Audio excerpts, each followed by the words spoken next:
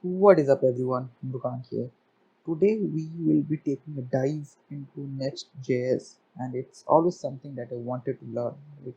So I recently started learning Next.js and built few websites with it and it's super cool.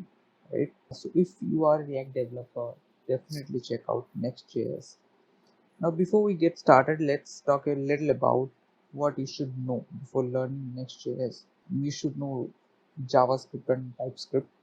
You should be comfortable with React fundamentals like creating components, dealing with props and states, and using React hooks. If you take a look at sites which are built using React, you won't see the contents that are present on the browser window in the page source. Let's take a look at this page, which is the default page that is created when you start a React project. Here you can see a animated image. However, to go to page source, you can use a shortcut that is Control U. You won't find any image element here. But why is that? In a framework like React or Angular, which are used to build single page applications, the server itself sends JavaScript bundles to the client or the browser. Right? These bundles are responsible for creating and injecting the HTML elements into the DOM. This element is actually injected by the JavaScript bundle into the browser DOM. But if you take a look at sites which are built using Next.js, which is actually built on top of React, you are going to see all these contents in this page present in the HTML document itself. Let's go to page source. Let me search content here. You see all these contents already present in the HTML document itself. So the server actually sends you the HTML document in which the contents are already present. So this feature helps you a lot if your business requires SEO or search engine optimization. Next.js provides other benefits like faster refresh. You can see all these benefits here.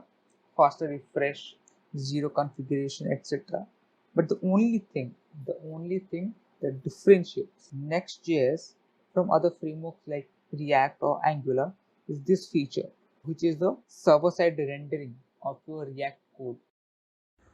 Let's set up our Next.js project. I'm assuming that you have worked with React before and so you must be familiar with Node. Let's look at the getting started page. You will see under the system requirements that you need at least Node 10.30 or later. So make sure you have that. We are going to use npx. So open up your terminal and let's write npm create next app and then whatever you want to call this project. It's going to take a couple of minutes to install Next.js.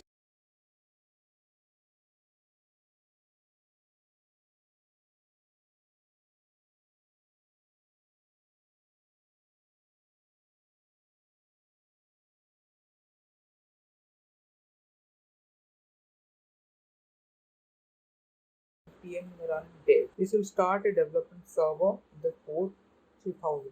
Now let's go ahead and click the URL. This will open a new tab in the browser and this will load the default Next.js application. Next.js requires a specific data structure. Let's look at the Explorer section on the left side here. This public folder is a static folder, which means everything inside this folder is directly accessible in the browser. If I go to slash vercel.svg, you can see Vercel SVG here. So be careful with that as anything you put there will be directly accessible in the browser. Now there is a styles folder inside which you can write your own custom CSS. Also there is another folder called pages. It provides a routing system. So you don't need to use any third-party library like React Router DOM. Next.js provides that out of the box. So you simply create a React component and export that and it should be accessible in the browser. Let me actually create a component here. Let's call it hello.js.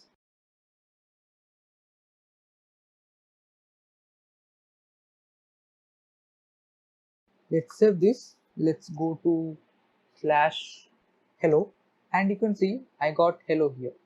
So whenever you export a React component, it automatically resolves the path for that. You can also create dynamic and nested routes We will come to that on a later part of the video. There is another folder called API, which is inside the pages folder. Now, every function that you export from this directory runs in the backend and will be used to create APIs.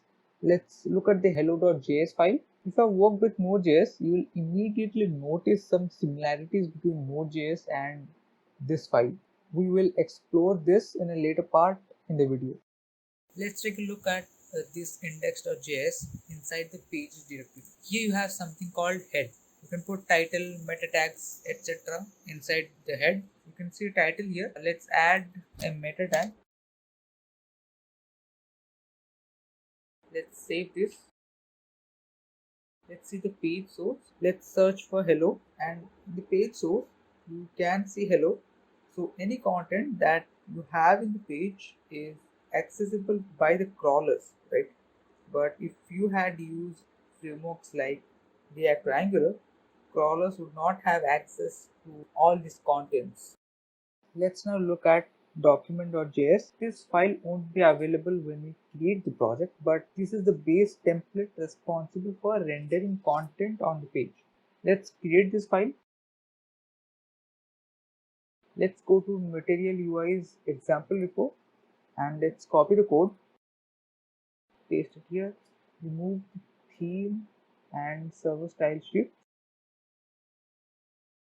Also remove this link and replace this content with its material. Save this and restart the server. We have restarted the server as the server does not catch the changes for document.js. Let's see the page source of index.js. Let's search for material. Now you can see we found material here. Now let's go to /hello.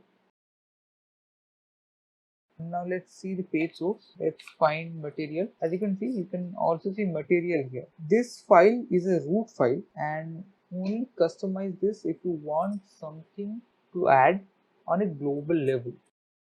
There is another special file called _app.js, which is similar to _document.js, but both have different purposes. This file is sort of like app.js file in React, which exports the root component. Now, this component is actually a child component that is passed on to this function, and the page props are actually the props that are being passed to this child component internally by Next.js. And if you render something like, let's say I'm learning Next.js, and then if you look at the pages, it says I'm learning Next.js. So all the components that you create are passed on to this function. Now if you console log something, let's say hello, let's restart the server. As you can see, it says hello in the server. If you go to the developer console in the browser, you'll see it says hello here. So the code gets executed both on server and client side. But if you execute some JS in document file, it will only execute on the server side. So document.js is actually a file which creates a HTML document, but _app.js exports a React function which is rendered from the server side, and the JavaScript runs both in the server and the client side. If you want to maintain a font across the entire website, you can use global CSS. We have actually seen this. You can see this file has been imported in _app.js. This file is located inside styles folder. If you open the file, you will see font family is set for body and there are other styles here. This CSS is actually applied to all the pages and components in your application. Let's prove this. Open your DevTools and inspect welcome to Next.js. And under styles section, if you scroll down a bit, you will see font family which is written here. Okay. Let's go to /hello. If we inspect hello and scroll up a bit, and you can see the font family which is written here. Now you may be wondering, what if we import this inside other component? Let's actually do this. Let's import global.css inside index.js. Notice there is an error while trying to import globals.css. It says you can't import global CSS inside your child components. You can only do it inside underscore app.js or create component level CSS. Now, what are component level CSS and how they function will be discussed later. Let's explore component level CSS. If you want to use CSS inside the components, you need to use component level CSS. To use this, you need to follow a naming convention, which is filename.module.css. But a global file need to be named as filename.css, just like this. Let's create index.module.css. So I'm going to create a class called color, give it a red. So you need to import this file as something and then use the class name. In our case, this is color. And if I refresh, you will see this red color. There is another way to deal with styles without actually creating files and follow naming conventions and all, which are often called styled JSX. Remove this from index.js and let's just go ahead and create JSX style tag here. Let's give this h1 element a green color.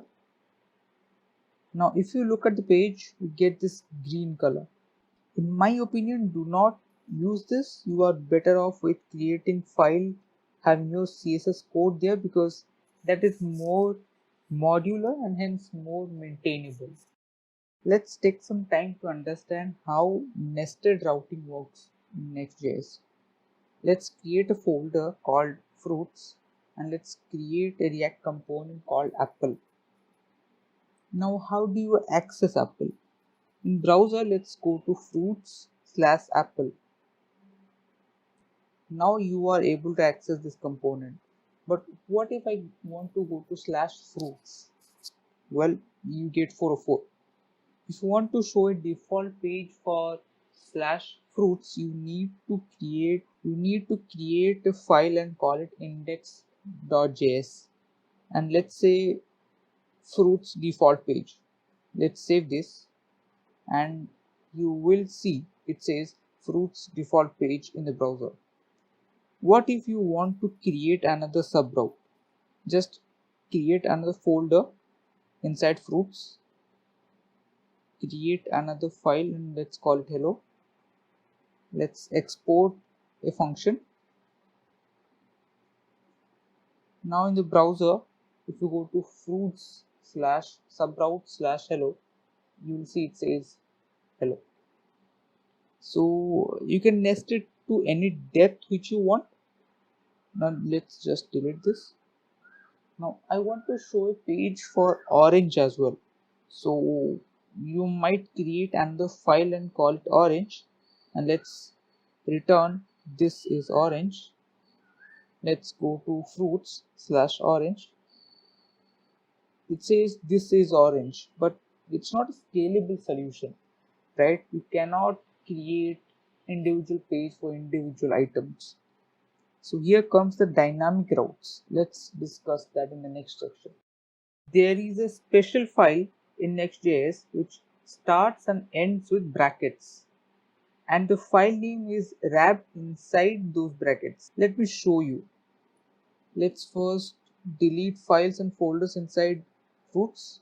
Now let's create a new file and call this file name.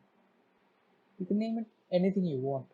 Let's now export a component and return dynamic fruit route. Let's save this and in the browser let's go to fruits/orange. You will see dynamic fruit route here.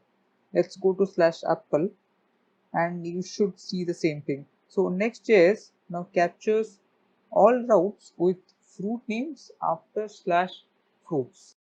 Now I want to go to fruits page from landing page. So you might say just use a tag, right? It's simple. So let's do it. Let's create a tag. Let's put /fruits/apple in the href. Save this and let me go to network and switch it to 3G. When you click on the link, notice there is a delay before the page renders because it downloads the entire page from the server. So this makes this a regular website. So how do we provide a seamless experience to the user? Well, Next.js provides link component which prefetches other components so that there is a smooth transition between the pages.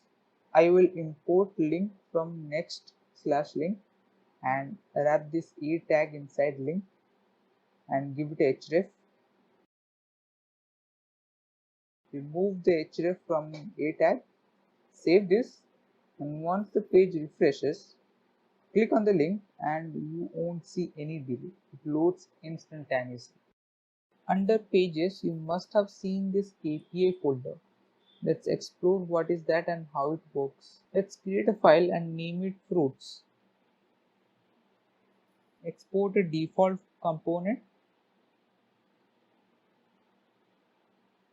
In a real project, you will have your own database and you will fetch data from that server. However, here I will fetch data from an API to simulate fetching data from database. Let's search for Fruits API. Click on the Fruityvise link. Copy their URL and paste it here. Scroll down a bit and you will see some routes that they have. Just click here and hit enter. You should be able to see a JSON response. Copy this API and paste it here.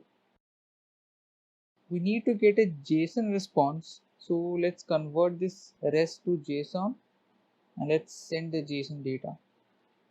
To access this API, go to API/fruits. You get all fruits data, but I want to get details of a single fruit. So replace this all with, let's say, apple, and you should get the details of apple.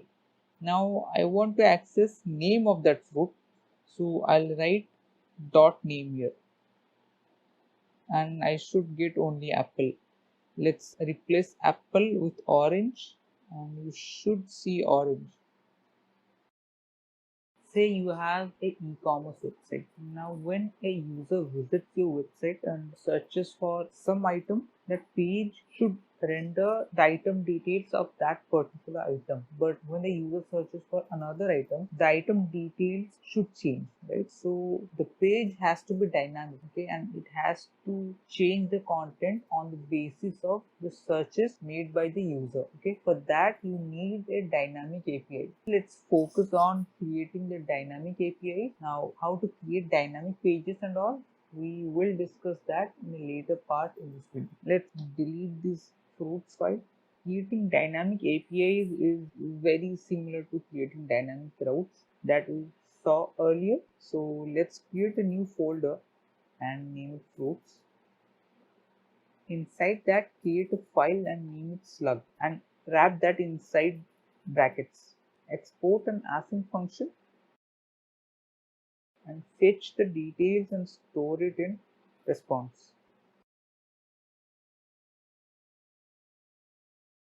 Now to access slug, you need to access request object.query.slug. Let's console log it. Now in the browser, let's go to API/fruits/apple, and in VS Code terminal, you should see apple here. I'm going to use some ES6 syntax and pass this slug to the API. Now you should see details of apple in the browser. Okay, if I write .name here, I should see only apple. Let's see if we can get data of orange. Once you do that, you should see orange. So we're done with creating our API. We have a special function called getServerSetProps. Before discussing about that, let's just remove .name from here because I want to get the complete response. Let me export the function. So this time we have context with us, which has a lot of properties. Anyway, let's return an object with props. For the time being, you can have an empty object here. Let's just log context. You should see a lot of properties here. Here we will be accessing params which contains dynamic path names. In our case this is Apple. Let's just use our API which we created earlier to get fruit details. So let's just go ahead and fetch it.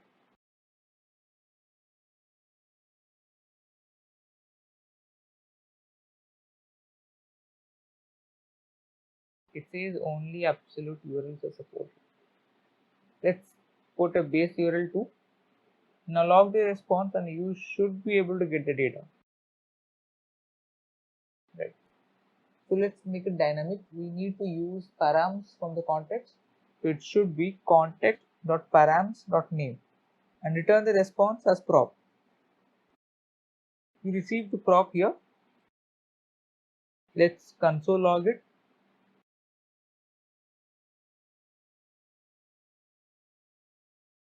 You will see a response object here. Let's create a div inside fragment.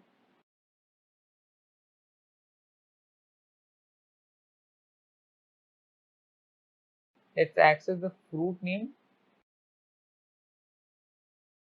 To do that, let's access props.response.name. Once you save it, you should see fruit name in the browser. Now let's access fruit's calorie.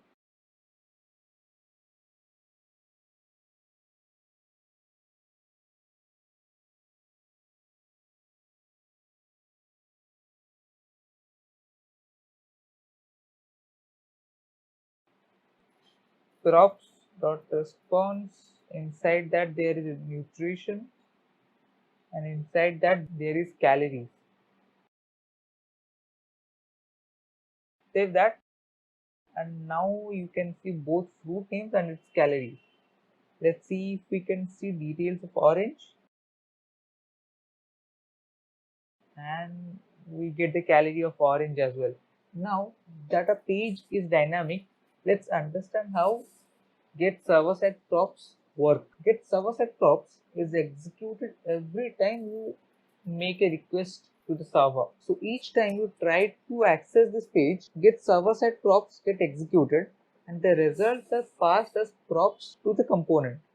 So Next.js builds a static HTML file which is then sent to the client or the browser. So this function truly makes application dynamic, just like a React application. But this is resource heavy because each time you visit this page, it makes a request to the backend. So it is useful where you don't want any kind of delay. For example, if you want a real-time dashboard, you don't want any kind of delay there, right? But in our case, we don't expect Apple's calorie to change anytime soon. So we have another function called get static props, which serves the pre-built HTML pages instead of creating static pages each time you visit a URL. So more on this in the next section.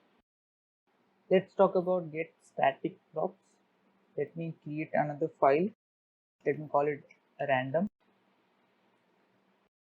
Let's export a component. Let's export get static props. You will also have context and it expects you to return an object. So let's say return object, and this expects props property which should be an object too. Let's say random, and this time we will be generating a random number.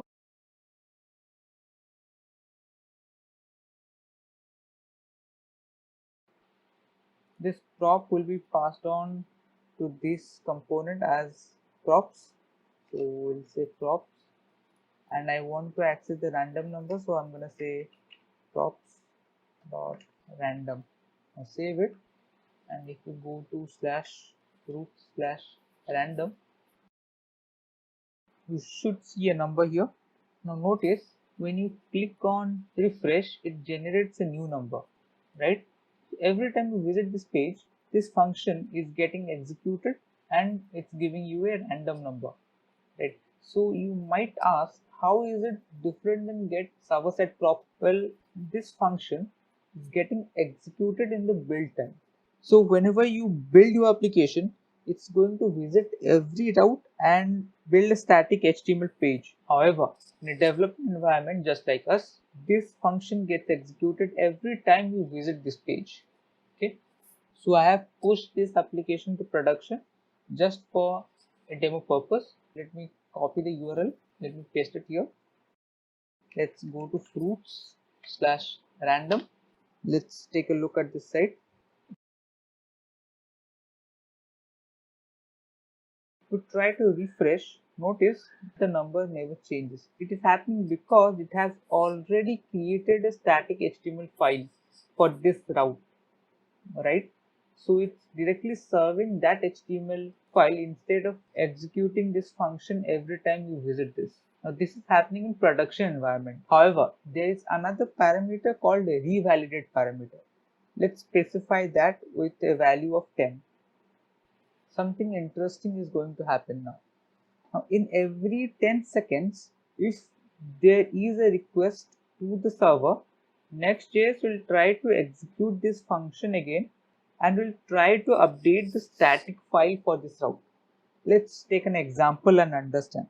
Say there are 5 visitors and they have visited the page at different point of time. So the first visitor who has visited at 0th second will see the first version of the page. The second visitor who visited at 1 second will also see the first version of the page. But when the third visitor visits the page, he will see the first version. At the 10th second, Next.js will execute this function and it will try to update the static HTML file of this particular route. Say it takes 2 seconds to complete the entire process. So meanwhile, when the fourth visitor visits at 11 seconds, he will see the first version. The fifth visitor, however, once the process is over, once the file is updated, he will see the second version of the page. So it's not like you are updating every 10 seconds. Instead of 10 seconds, if anyone visits the page at 11 seconds, Next.js will start the updating process at the 11th second, which means it starts the process at or after 10 seconds depending on when is the request coming. If the request is coming even after 10 seconds, let's say in the 12th second or in the 100th second, it will start the updating process in the 100th second, right? So you are not spawning a new thread and keep on updating the page at 10 seconds, right? You are not doing that. It entirely depends on when the visitor visits the page. Let's implement get static props for our fruit page, but this file is a dynamic file, so it requires another special function called get static paths. Let's rename this to get static props. Now let's export static paths. It expects you to return an object with a parameter called paths, and the value of paths should be an array of objects. And the object also needs a fallback property which I'll set to false for now. Problem with dynamic files is that there are n number of fruits, so you can't create n number of HTML files, right? So it's just a lot of work. So what this function does is that it lets you specify for which fruits you want to create a static HTML file. For only those fruits, get static props will get executed. Let's have a object here. Parameters name will be params. Value needs to be an object, and the key here will be name, which is the dynamic section of our route. Okay, now I want the name to be apple because I want this function to create a static HTML file when it runs in the build time. Let's save this. If you go to apple, it will say apple. If you go to orange, however, you're gonna say 404. So when you set fallback to false, it will only allow the user to visit those fruits pages which are mentioned in the params. For all other fruits, it's gonna throw you a 404. Now you might say, isn't it defeating the whole purpose of having a dynamic route at the first place? Well, sort of, but say in Kashmir, you might have a limited number of fruits that are grown in Kashmir. So you don't need details of all the fruits that are grown in the entire world. You just need the details of fruit which are grown in Kashmir. So in that case, you can specify for which fruits you want to get the details. So you can specify orange or whichever fruit you want to get the details of. In our case, we're not limited to Kashmir. So let's see what happens when you set fallback to true. When you visit /orange, it will get the data of orange and it will add orange to the paths list, and it will also save the static HTML file for the orange slug.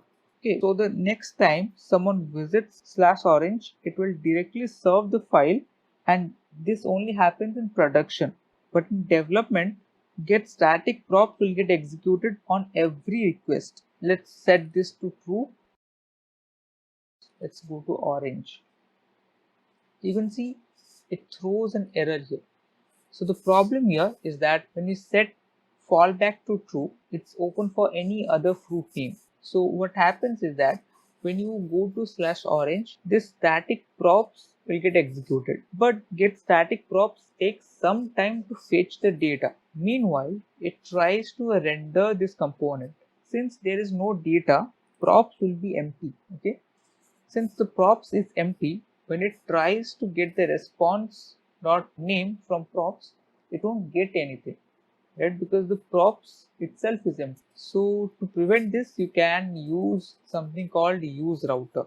Let's import this. You can import use router from next/router.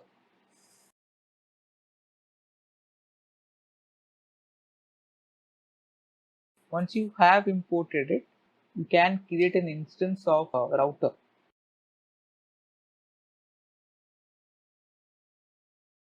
Then I can check if router.isFallback is true or not. If router.isFallback, if it is true, then we can render loading.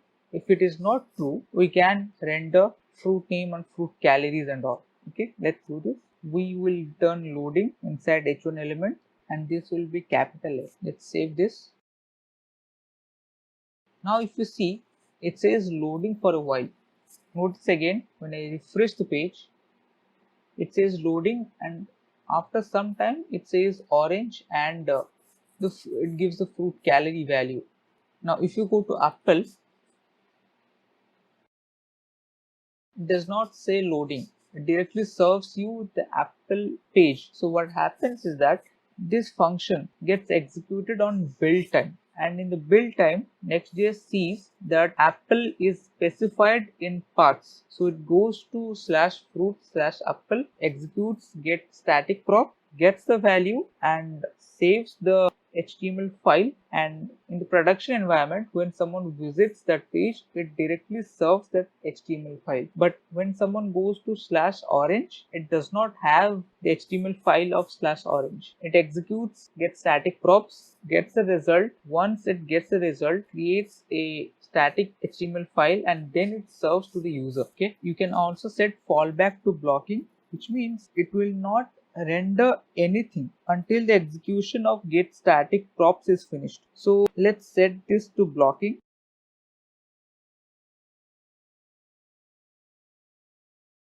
If you go to orange now, right, I guess you must have noticed it does not say loading anymore. It does not render anything for a while. And once it gets all the data, it then renders. Hopefully you enjoyed that and you learned something new. If you want to learn any specific framework, do let me know in the comments. And as always, make sure to subscribe, and I'll see you soon. Goodbye.